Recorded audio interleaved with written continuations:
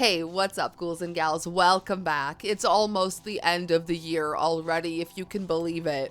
Every year at the end of the year, I like to go through my lists because I don't normally talk about too much new horror. I don't normally go out of my way to talk about new releases. So the end of the year is when I really do my wrap-ups. And every year I do my best of, my worst of, my horror skips and movies that we didn't watch, and honorable mentions. But this year I'm adding something different.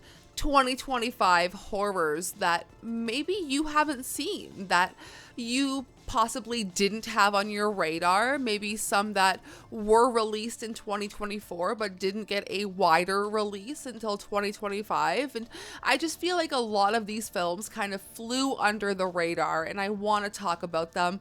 They don't necessarily make any of my specific lists, so I thought this would be a really good place to house them. So if you enjoy, please go ahead and give this video a thumbs up, subscribe for more, check out all of my links down below if you would like to see any more of me or support the channel any further.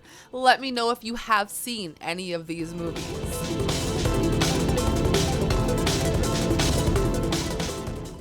Starting off at the back with number 10 and Primitive War, Vietnam, 1968, a recon unit known as Vulture Squad is sent to an isolated jungle valley to uncover the fate of a missing Green Beret platoon. They soon discover they are not alone. And for those of you who love or enjoy a dinosaur film, this one is for you. It is also starring Ryan Quanten, Jason from True Blood. I feel like this is going to be really fun. I have not seen it yet, but I have heard really fun things. Up next, we have Dream Eater. A filmmaker documents her boyfriend's violent parasomnia during their holiday at a remote cabin in the woods, and as his sleepwalking gets worse, she believes the cause might be something far more sinister. This has been on my radar for quite some time. I believe it is found footage. Haven't seen too many found footage films this year. But up next is The Surrender.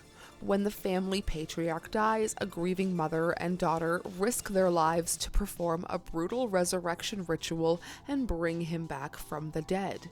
I do think this would be a really fun double feature with A Dark Song from 2016, but this one it was okay. We've seen it. It was kind of mid for what it was, but you can tell that it was done on like a smaller budget with people who actually cared about making the film. Okay, if you're looking for possibly a horror comedy, we have The Parenting, where a couple rents a countryside house for the weekend with their parents and discover it's inhabited by a 400-year-old poltergeist.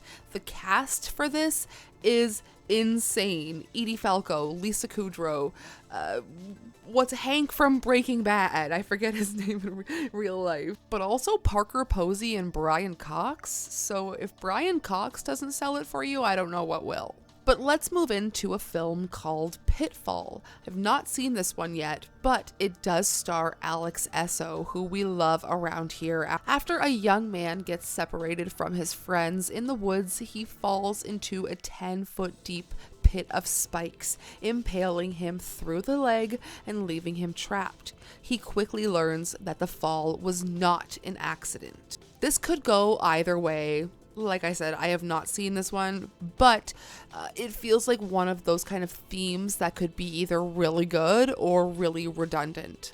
Next up is a film that I have heard is one of the most disturbing films that a couple of my friends have seen this year. I have not seen it yet, but I do. When I do, maybe we'll do a review for Brute 1976. In 1976, a group of people in the desert for a photo shoot stumble upon an abandoned town called Savage, but they are not alone. A family of masked psychopaths have claimed Savage as their own and are hell-bent on living up to its name. I believe this is an Argentinian horror, and I have heard really disturbing things about this film in general. You have to put Dead Lover on your watch list immediately. A lonely gravedigger who stinks of corpses finally meets her dream man, but their whirlwind affair is cut short when he tragically drowns at sea. Grief-stricken, she goes to morbid lengths to resurrect him through madcap experiments. This is directed by and stars Grace Glowicki, who we absolutely love around here. She was in Strawberry Mansion, she was in Booger. I cannot recommend her enough as an actress that you need to have on your radar, and this movie especially. I have not seen it. It played at our local film fest, but I couldn't get the time off work to go see it, so we are patiently awaiting Dead Lover. If you like sci-fi, if you like Flying Lotus, Ash is for you. A woman wakes up on a distant planet and finds the crew of her space station viciously killed. Her investigation into what happened sets in motion a terrifying chain of events. This stars Aaron Paul from Breaking Bad, another Breaking Bad alumni, but this is a sci-fi. I really did not jive with this one. It is on Shudder right now, but if you like weirder sci-fi, this one is for sure for you. But we are on our last two here. I am not going to dwell on this for too long. There is no trailer out. There is just the one still for Obsession. Curry Barker putting out Milk and Cereal on YouTube under 80 minutes. Diabolical. One of the best films of last year, and I cannot wait to watch Obsession. A hopeless romantic's wish for his crush's love triggers dark enchantment. I cannot wait to see this one. It feels so elusive. And then finally, let's wrap this up with Primate. A group of friends' tropical vacation turns into a terrifying primal tale of horror and survival. Now, this one makes me think of the Travis the Chimp situation, if you guys have heard about that story. It's a very unfortunate tale of a true story, how a woman got her face mauled off by a real-life chimpanzee. So that's what this movie makes me think of. I don't know. Let me know your thoughts.